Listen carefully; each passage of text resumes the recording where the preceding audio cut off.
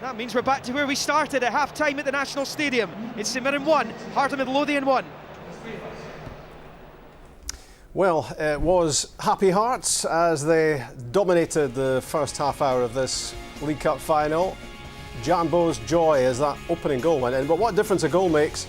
And Ismael Gonçalves, having scored against Celtic in the semi-final, did so again on this big day to make the half-time score 1-1 here at Hampden. It was difficult to call at the start as to who would end up with this trophy, and I don't think we're any nearer knowing. Let's get the half-time thoughts of Gordon Strachan, Charlie Adam and Jim Jeffries. About 10 minutes ago, Gordon, I was thinking St Mirren will be pretty happy to go in at one down, still feeling they're in the game, and suddenly they're back on all square and looking a different team.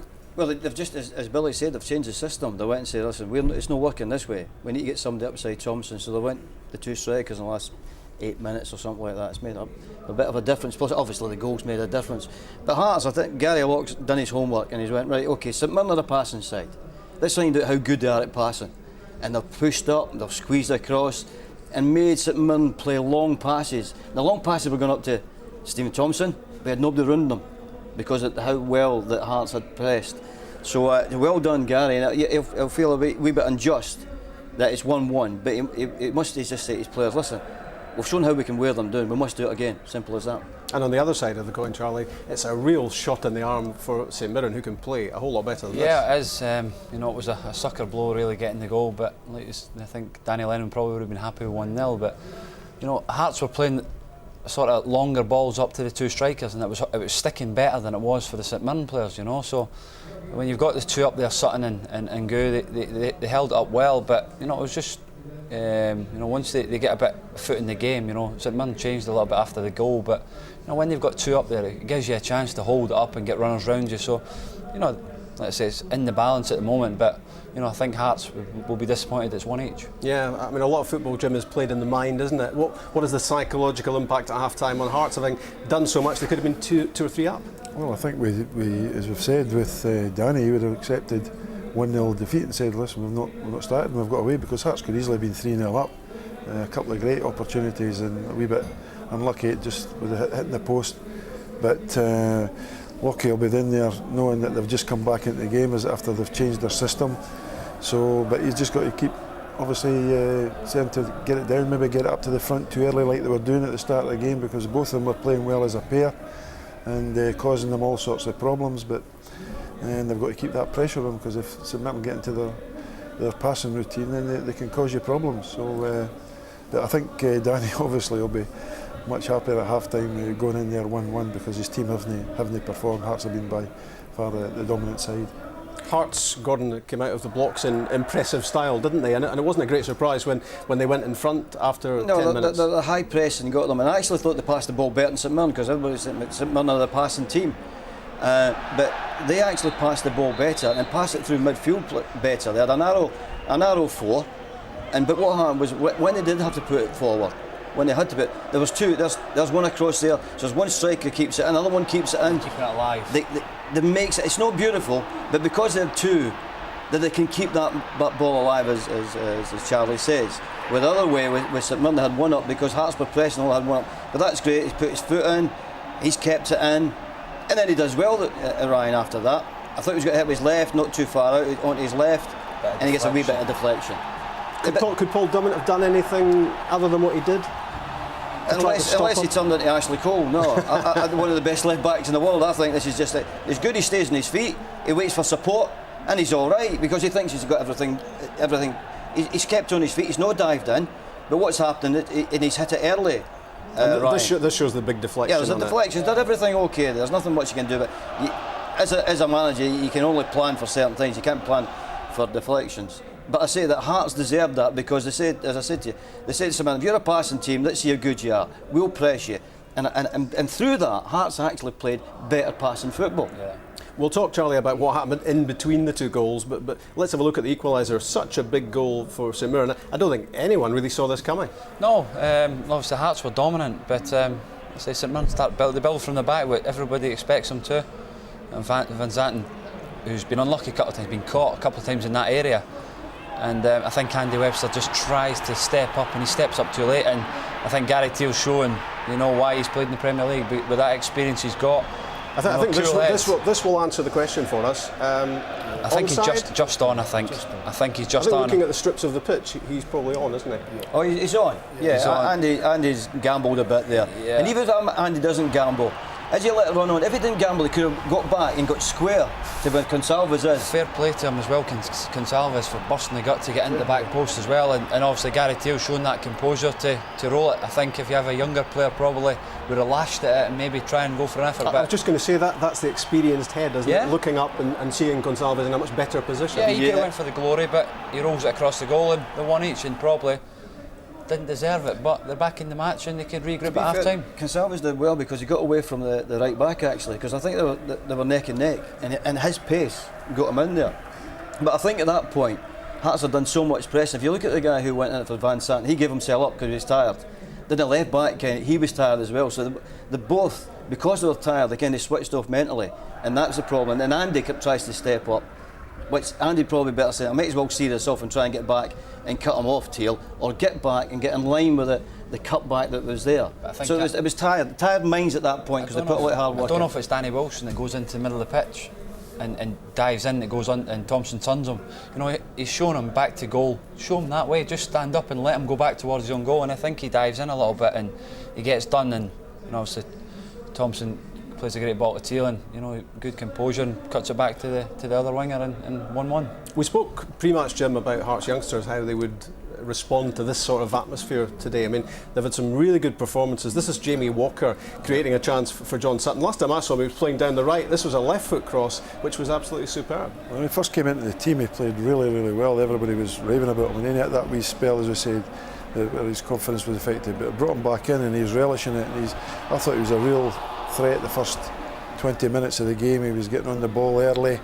I think he was always confident. That's a terrific cross, and St Mirren were lucky to get away with that one. But he's a terrific talent, only young lad, bright future ahead of him. And you know, if he keeps putting in crosses for Nagu and Johnny, you know, we were talking about Gary Teal putting them in for Thompson and Gonçalves, but you know, they've got the lad there capable of putting in great balls for Nagu and Sutton. This maybe sums up what the early part of the first half was all about, because it's pressing play from Hearts, isn't it? It's forcing St Mirren into making mistakes, and then, well, it was a decent half chance for John Sutton again. Do you know, that's the very same thing that happened to the goal, but he was fresh at that point.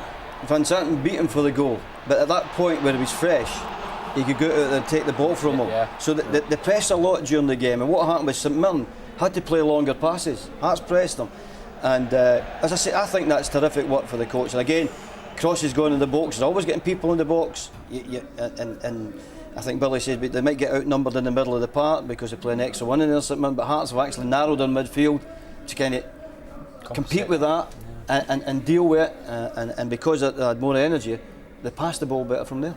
One question about the Hearts team is that in the absence of the likes of Andy Driver and Danny Granger, who've both got great delivery from set pieces, Jim, who would be the man who, on the right side of the pitch, who would take their free kicks? Step up 19-year-old Kevin McCarthy, this is some ball in, isn't it? Yeah, he's got a great left foot, and you can see why he's over there taking these free kicks. I'll have worked on that. Great delivery.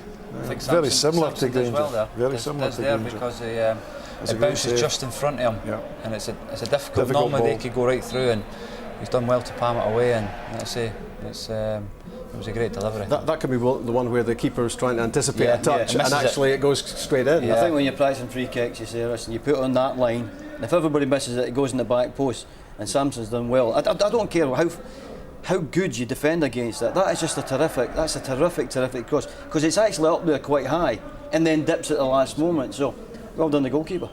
Mehdi Taoul went close for Hearts as well in a spell where you thought they were certain to score again, and he's a player you've quite liked, I think, in the first half because of his composure. Whoever sold him bought him must be a good manager. Because I did say before the game, I think the modern game, I think you need players in midfield that can beat people, and I think he can do that. He's composing the ball. I didn't think I've seen him any time during the game flicking the ball one touch. He was always been brave on the ball, and this is just terrific skill. You know, he's mesmerised people there. And again, on a lucky day, that goes 2 feet back to Ngu. Then Hearts are really pleased with their work in the first half. And for long spells, Jim, Hearts were dominating that central midfield area, weren't they? Yes, as Gordon says, Till was getting on the ball. Darren Barr was doing the winning, breaking up moves, and then obviously it was breaking to Towell, and he was going there and feeding Walker with the ball or playing it up into the front too. And he was had a really good spell at that time for Hearts. Great talent as well, great on the ball, as skillful a player as I've ever worked with. Were you the magician who brought him in there? For me, I think he should, you, Charlie, obviously. with his ability, I think he should create more chances. I think the penetrating Extra pass would be better touches for him. sometimes. Takes an extra touch. Maybe the opportunity closes up and doesn't have it just for that split second. Yeah. Because he's got the ability to play it, and he actually should score more goals because he's a terrific striker of the ball, and he can put it on with a bit of a swerving bend on it as well. But it's I'm glad that he's brought him in, because I think there was weeks there they could have done with him, and it was a great move to bring him back in. Stephen Thompson will score goals if he gets the right sort of supply. This tells a story, Charlie. 33 minutes and Stephen Thompson's first header inside the penalty box. Yeah, it's that's the big thing for us. We were talking about Gary Teal before the game. If he can get wide and put crosses in, I think Thompson can cause problems. But it took 33 minutes first cross, and okay, he doesn't connect great with it, but he's in there, and like I say, hopefully in the second half they can get the ball out wide and be able to pass it and put the cross in the box. And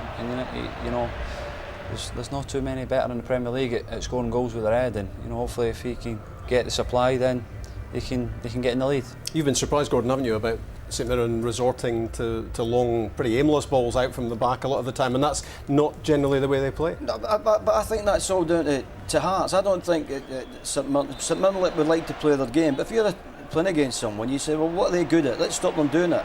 And that's what happened a lot, and it happened from central areas as well. As a goalkeeper just having a rush of blood going right through there, because Hearts, and I'll get back to it, have not allowed St Mirren to play. They've been round them, they've squeezed into one side, and Hearts at St Mirren had to change their game, and that's why St Mirren in the last 8 minutes has just said, right, okay, we'll just play the same as Hearts, we'll shape up the same as them. They've got Chow in midfield, we'll put McGowan in midfield, we'll play two up front now. So when they do get pressed, at least there's two up, with Thompson and Concalves now. So that was good management for both sides. Gary Locks had a look at it, was constant, right, we've got to press them.